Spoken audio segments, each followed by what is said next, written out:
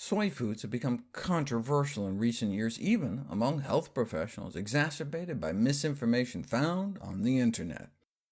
Chief among the misconceptions is that soy foods promote breast cancer because they contain a class of phytoestrogen compounds called isoflavones. Since estrogens can promote breast cancer growth, it's natural to assume phytoestrogens might too, but people don't realize there are two types of estrogen receptors in the body, alpha and beta. And unlike actual estrogen, soy phytoestrogens preferentially bind to and activate estrogen receptor beta. This distinction is important because the two types of receptors have different tissue distributions and often function differently, and sometimes in opposite ways, and this appears to be the case in the breast, where beta activation has an anti-estrogenic effect, inhibiting the growth-promoting effects of actual estrogen.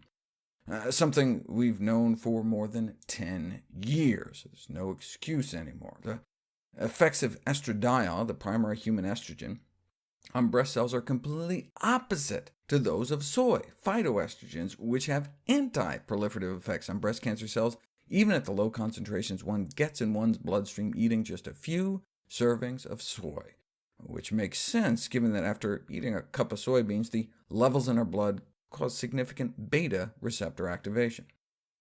So where did this outdated notion that soy could increase breast cancer risk come from?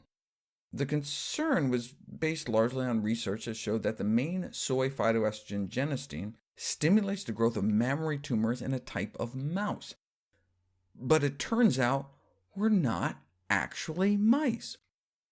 We metabolize soy isoflavones very differently from rodents. The same soy leads to 20 to 150 times higher levels in the bloodstream of rodents. The breast cancer mouse in question was 58 times higher. So if you ate 58 cups of soybeans a day, you could get some significant alpha activation too, but thankfully we're not hairless athymic ovary-ectomized mice, and we don't tend to eat 58 cups of soybeans a day. At just a few servings of soy a day, with the excess beta activation, we would assume soy would actively help prevent breast cancer, and indeed, soy intake during childhood, adolescence, and adult life were each associated with a decreased risk of breast cancer. Those women who ate the most soy in their youth appear to grow up to have less than half the risk. This may help explain why breast cancer rates are so much higher here than in Asia, yet when Asians come over to the U.S. to start eating and living like Americans, their risk shoots right up. For example, women in Connecticut, way up the top of the breast cancer risk heap, in their 50s have like 10 times more breast cancer than women in their 50s living in Japan. But it's not just genetics, since when they move here, their breast cancer rates go up generation after generation as they assimilate into our culture. Are the anti-estrogenic effects of soy foods enough to actually change the course of the disease? We didn't know until the first human study on soy food intake and breast cancer survival was published in 2009 in the Journal of the American Medical Association, suggesting that among women with breast cancer, soy food consumption was significantly associated with decreased risk of death and breast cancer recurrence, followed by another study, and then another, all with similar findings.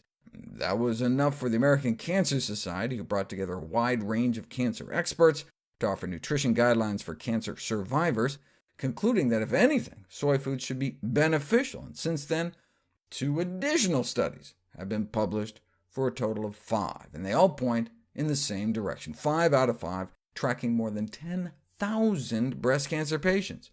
Pooling all the results, soy food intake after breast cancer diagnosis was associated with reduced mortality, meaning a longer lifespan and reduced recurrence, so less likely the cancer comes back.